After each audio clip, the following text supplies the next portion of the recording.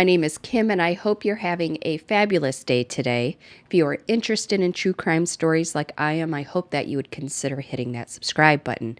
But either way, thanks for being here and listening. Today, we're going to be talking about Logan Mwangi. Logan was 5 years old when his life was tragically taken in a completely brutal way. When I looked into this case, I realized that Logan's story deserves to be told. So let's talk about Logan. On July 31st, 2021 at 2:43 a.m. on a quiet street in Bridgend, South Wales, a man and a teenager were captured on CCTV. The man was carrying a bag and the teenage boy was walking very close to him. At first glance, they could have just been fly tipping rubbish into the river, which is exactly what the teenager would say later. Fly tipping in the UK means dumping your trash where you're not supposed to, but if you look closer, you can see a small child's arm draped over the man's shoulder. They aren't dumping trash in the wee hours. They are finally finishing their sadistic torture on a 5-year-old Logan by dumping his body in the Ogmore River. How in the hell did we get here? Well, Logan was born on March 16th, 2016 at Princess of Wales Hospital in Bridgend, South Wales to his mom. I'm going to put her name on the screen because I already know I'm going to slaughter it. Anger Williamson and his dad, Benjamin. We are going to shorten both of the names, dad to Ben and mom to Ang, but Ben and Ang met while they were both living in Essex. After Ang got pregnant, she moved in with her mom in Bridgend. Although Ben still lived in Essex, which was about 4 hours away, he was there for Logan's birth. Shortly after that, Ang and Logan moved to Essex to live with Ben, but the relationship didn't last long, so Ang moved back to Bridgend. When Logan was born, Ang was 26 years old, but she acted much younger. Growing up, she enjoyed a privileged youth as the daughter of a wealthy stockbroker and went to elite private schools. But despite her, elite background, in 2014, when she was about 23 years old, she was convicted of 2 charges of theft after misusing her mom's debit card. And she was arrested for stealing her mom's car, but was never charged for that. After she broke up with Ben and moved back to Bridgend near her mom, she started working at a post office where she would meet Jordan Hunt. Jordan was in the military, and although they would eventually get married, it didn't last long because he was convicted of assaulting her. When Ang talks about this time in her life, she talks about enjoying being a single mom after her, divorce with Jordan. She described herself as incredibly needy and said her little boy would make her complete and give her unconditional love. The two spent a lot of time at Grandma Claire's house. Ang's mom would say Logan was a sweet, gentle boy who didn't get mad, and he loved having sleepovers at Grandma's house. That all changed in 2019 when Ang met John Cole. During this time in her life, her mom described her as over-emotional and melodramatic, but said that they were best friends. The teachers at Logan's school would describe Ang, the mom, as being overprotective and complained a lot. But she was considered a good mom for all intents purposes. It's important to know how Ang was towards Logan and even her family before she met John Cole. Also, although Ben was 4 hours away, she was not stopping him from coming to see Logan. Not yet, anyway. In 2014, Ang met John at the Railway Inn pub in Bridgend. Just days later, she would be calling this a relationship, quote, perfect. And she would say desperately wanted a little fairy tale family. John Cole was 37 years old from Rugby, which was about 2 hours away from Bridgend, and was, well, frankly, he was a liar. like a big liar, a liar, liar, pants on fire. One thing I should put right at the beginning is that John was a member of the National Front, which is a far-right party that holds many beliefs, some of which are racist. We're not sure if Aang knew this or not, as it would have impacted their relationship or not, because Logan's heritage is Kenyan. And in Aang's own terminology, she would refer to him as mixed race. The night he met Aang at the bar and they, hooked up, he was already living with someone and in a relationship with them.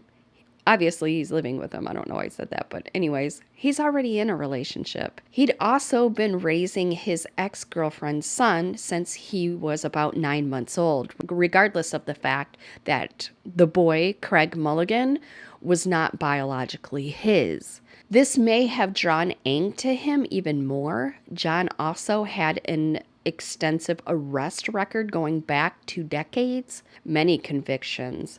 Common assault in September 2002, assault with bodily harm following a battery conviction. September 2002, assault with bodily harm following a battery conviction. March 2005, he was convicted of resisting arrest.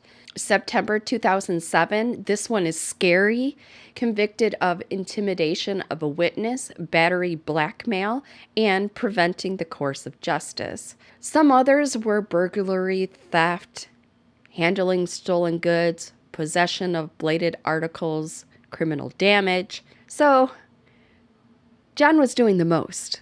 John's a lot. He had been in a relationship with Craig's mom, Rebecca, for more than a decade, but they split in 2019 when he met Aang. Now, Craig Mulligan, again, just a reminder, is the son that he's been helping out since he was 9 months old, even though he's not the biological dad of him. So we're going to talk about him a little bit. Craig Mulligan was born in 2007, making him 14 when Logan was murdered.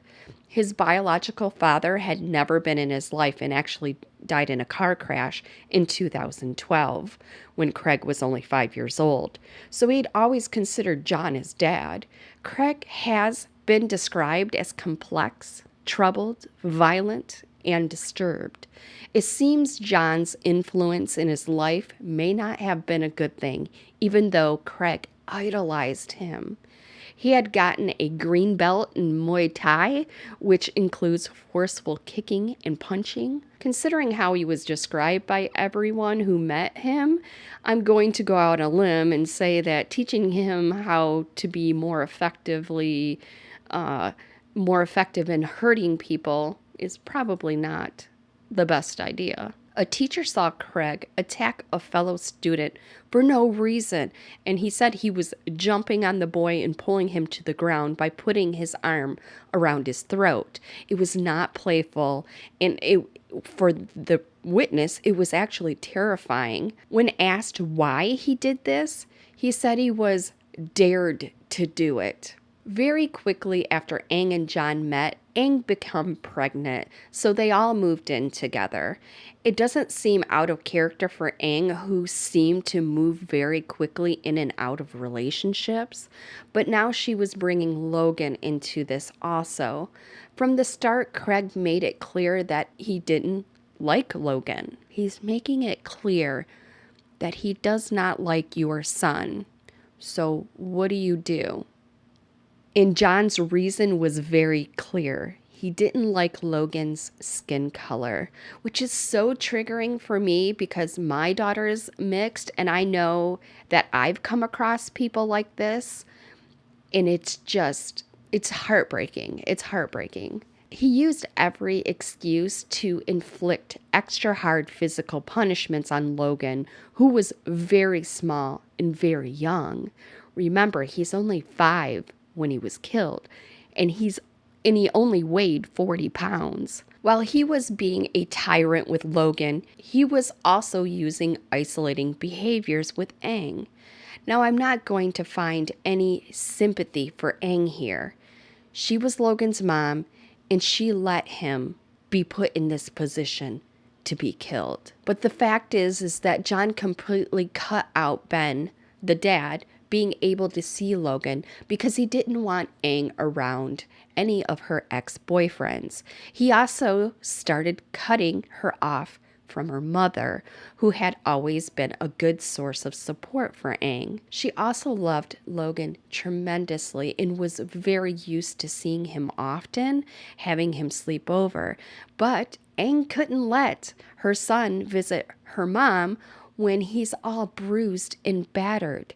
She'd see it, and then there would be problems. Craig, the 14-year-old, was just as foul-mouthed and aggressive as John and Logan was their target.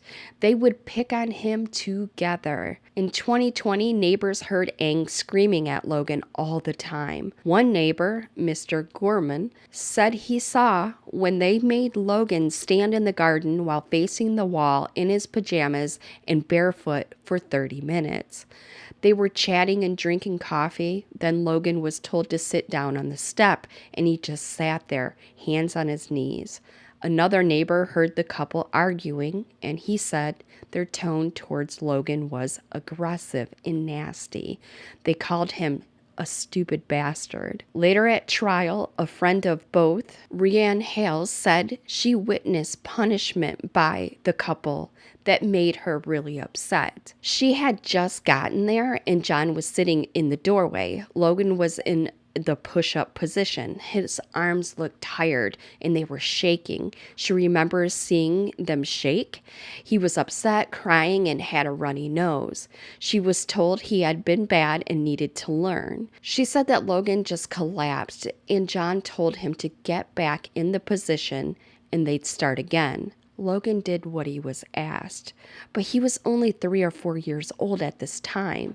The friend was angry, so she met with John in the kitchen and talked to him about how Logan was too young, and what he was asking was inappropriate to be handling him this way, and she just couldn't understand and wanted to understand why they thought this punishment was appropriate. The friend was agitated, angry, and frustrated at what she'd seen, and so in what they're putting Logan through, but John just blew her off. So she went to the backyard where Ang was, thinking that his mother would listen to her and hear that the punishment was not acceptable for a child his age. But no, Ang told her that his behavior had been so bad that he needed to learn his lesson. Further on at trial, the same friend said that John told her he didn't like Logan. He would always love Ang, even if he didn't love Logan. On August 16, 2020, Ang took Logan to the emergency room. She said he had fallen down the stairs and she believed that he dislocated his shoulder. She said she had tried to put his arm back into place. She had actually tried to do this at home. She said she heard a pop and yes, Logan was crying, but eventually stopped. She gave him some Tylenol and he just went to bed. But the next day, the arm didn't look right. That's because according to the x-ray of his arm was broken. It had nothing to do with dislocation. Can you imagine how much pain Logan must have been in while this brain trust tried to fix his shoulder? But because of this fall down the stairs resulting in a broken arm, the staff at the hospital notified Child Protective Services. Finally, someone said something, so they started visiting the house. Remember, Ang got pregnant really quickly after she had met John, and so both children were put on the Child Protection Registry. It makes it so that a social worker is assigned to them and social services were made available to them. In January 2021, Ang called 101, which is just like a local police department. Ang called to report that Craig, the 14-year-old, confessed to her that he was the one who had punished Logan and pushed him down the stairs in August, causing him to break his arm. The truly sad part is that as much as Craig admired John, that's how much Logan admired Craig. I mean, to a little guy, that's his big brother. After this call, CPS came and they actually took Craig from the home and placed him into foster care. John, as you can imagine, was livid.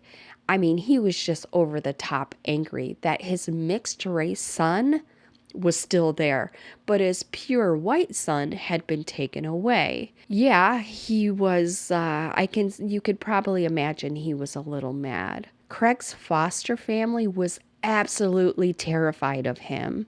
From the second he got there till the moment he left, he was swearing and being just absolutely rude. He was either talking about violence or committing it. He even hurt their family dog by picking him up by its back legs when he knew it had been injured. He also sprayed deodorant in the dog's eyes. He's just the horrible person. I'm so sorry if you guys are triggered by this. Craig's foster sister said he had tried to get her young nieces to play a murder game and told them he wanted to put them in black bags. He also told members of the family that if the purge were real, he would come and kill them all first, including their dog. He scared them so much they hid the knives in their house and still injured the mom and daughter. He repeatedly talked about how he wanted to kill the 5-year-old.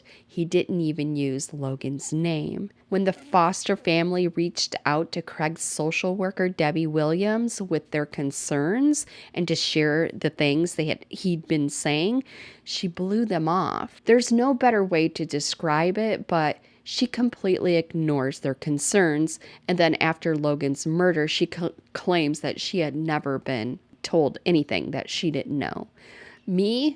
I believe the foster family because they were terrified. They privately called him a little monster. In May 2021, Logan has a burn on the back of his neck. The original story was that he burned it on a hot tap in the bathtub, which is completely ridiculous. Any child would immediately move away from a hot tap in the bathtub, but the social worker was shown a picture of the burn and of the tap, a picture because it was COVID lockdown, and she decided without seeing Logan, which to be clear, she was required to do at the time, that no further action was needed to be taken. Frustrating. Later, we would learn that Aang heated up a hot spoon and put it on Logan's neck because he misbehaved.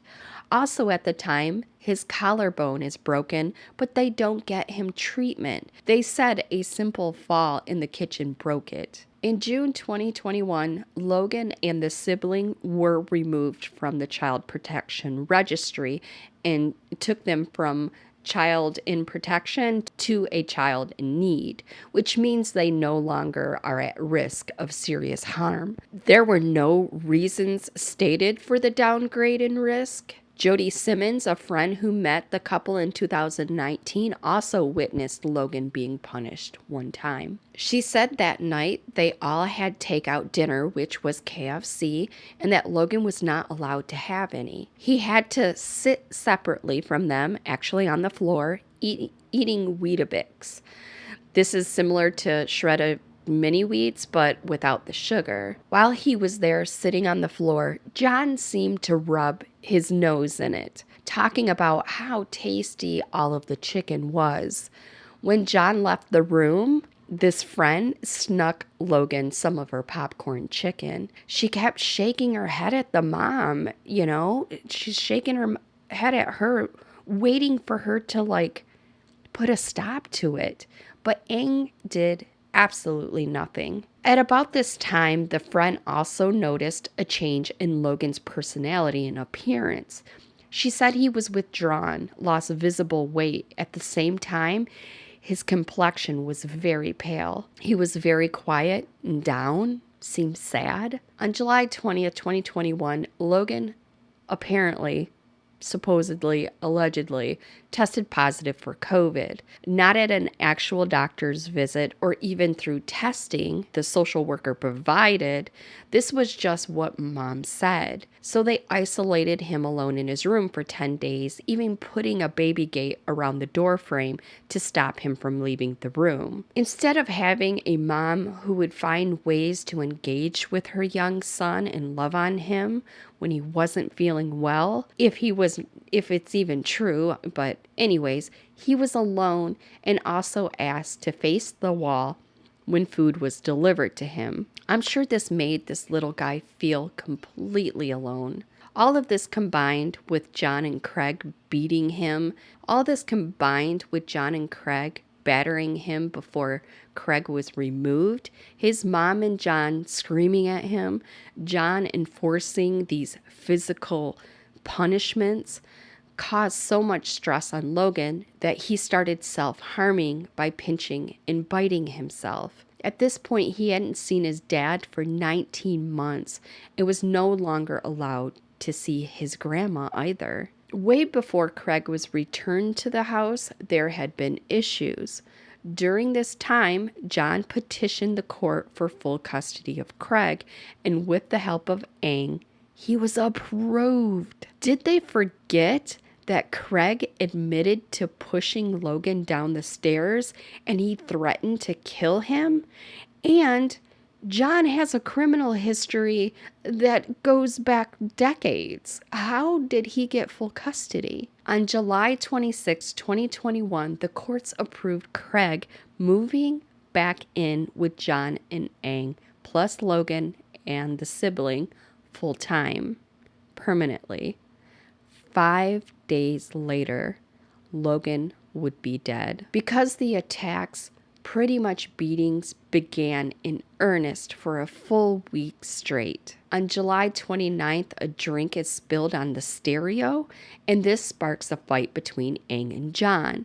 John says that he saw Logan smirking and that he likes it when they fight. John's telling Ang that Logan likes it when they fight. I'm sure you will all agree with me, having the adults fight is the last thing that Logan would have wanted. Ang later says that John and Craig attacked Logan. John asked Logan to speak to him. Logan tried, but he was so nervous, he was stuttering, so John punched him in the stomach 3 or 4 times. Logan fell back onto his bottom, which enrages John. So John tells his 14-year-old kid, Craig, that if Logan stutters or flinches, that Craig should sweep his legs. Logan, of course, stutters. Craig sweeps his legs and slams his head onto the floor at the same time. This happened over and over. Ang says she screamed for them to stop, but John says Logan only learns through pain, and John's laughing. On July 30th, Debbie Williams, the current case worker, visits and spends about 20 minutes outside the apartment where she talks to John and Ang and Craig. She's told that Logan has COVID and is self-isolating, but she didn't try to come inside anyway. Not once during the visit does she see or hear Logan.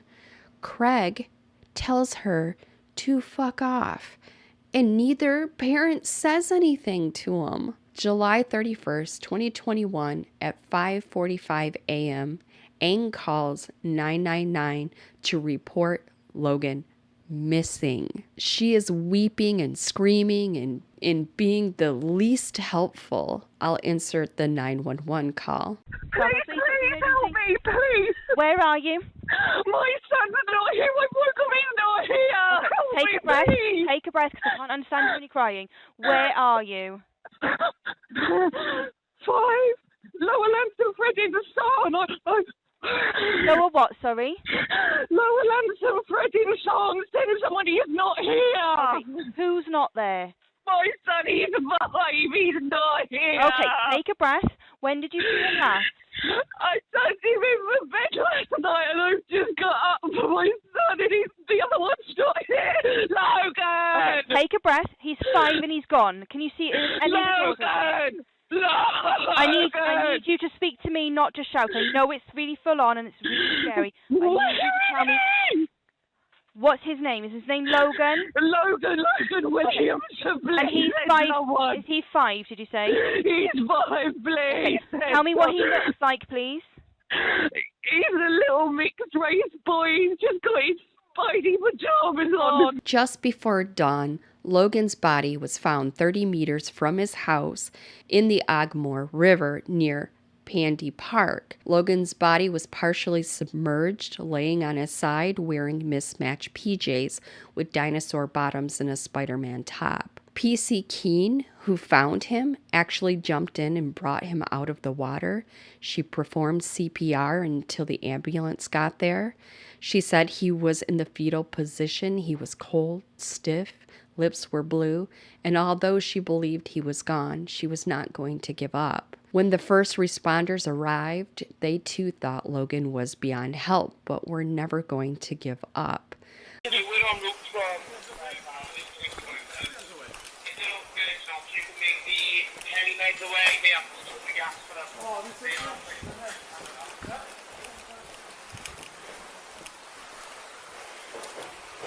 No.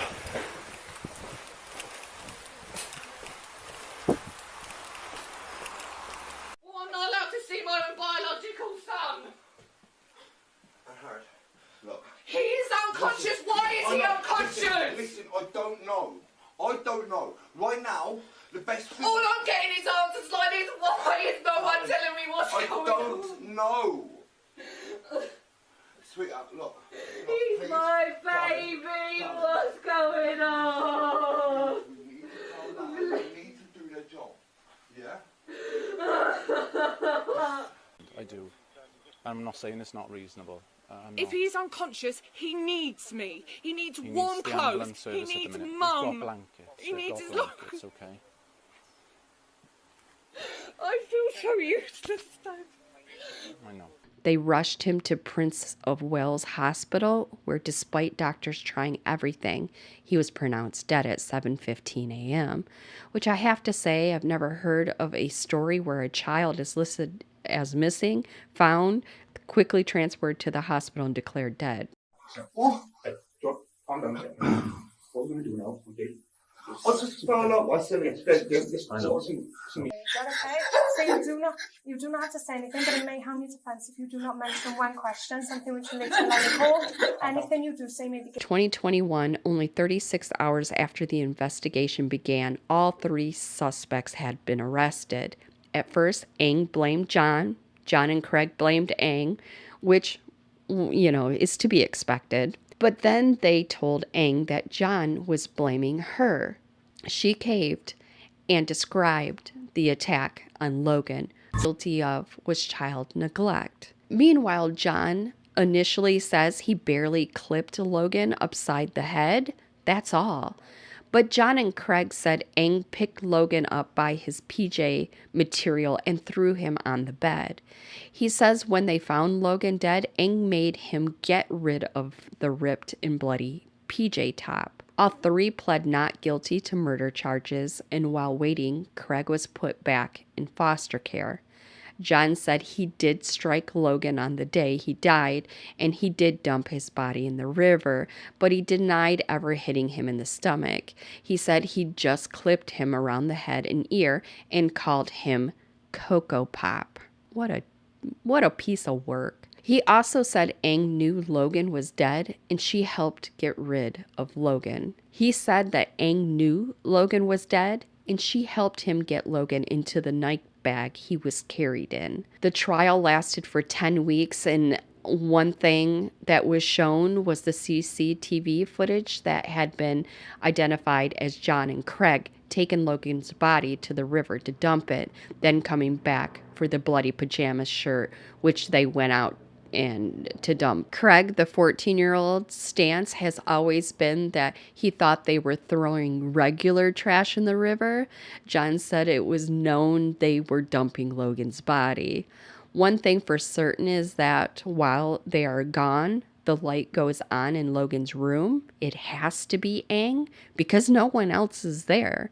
The curtain is opened a bit and then closed, and then the light is shut off. The point of this demonstration is that Aang was up during this time and had to be involved. They were also presented with the physical evidence, part of this being the autopsy results, which were just brutal. The pillowcase, bed sheet still on the bed, as well as other bedding, was collected and shown, and it had Logan's blood on it. There were 56 external separate injury sites, including grazed, bruised, scraped, and scratches on Logan's body. The internal bleeding and injuries were so severe that they usually seen when it was a victim that had fell from a very high height or was in a high-speed car crash. Several organs, including the brain, liver, and stomach, were all badly damaged. There was also deep injury to his small intestine and severe blunt force trauma to his abdomen.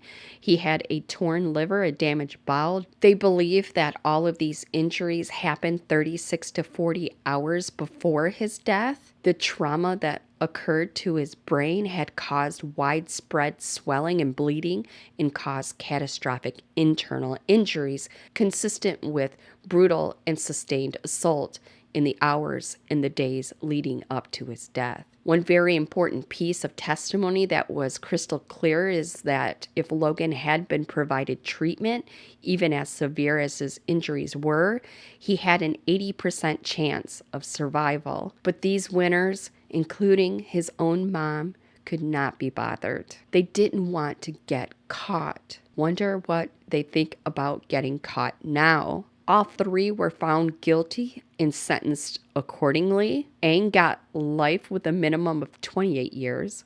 John got life with a minimum of 29 years. And Craig received 15 years. Ben, the biological father of Logan, is pushing to have Logan's Law passed, which would ensure that estranged parents, biological parents, would be notified when their child is put onto the Child Protection Registry when they are at risk or have any contact with social services. No amount of time can heal the wounds that have been inflicted. The wonderful memories I have of my son will never be tarnished. They will forever be in my heart and soul. I loved him so much, and somehow I have to live my life knowing that I will never get to see him grow up to the wonderful man I knew that he could be.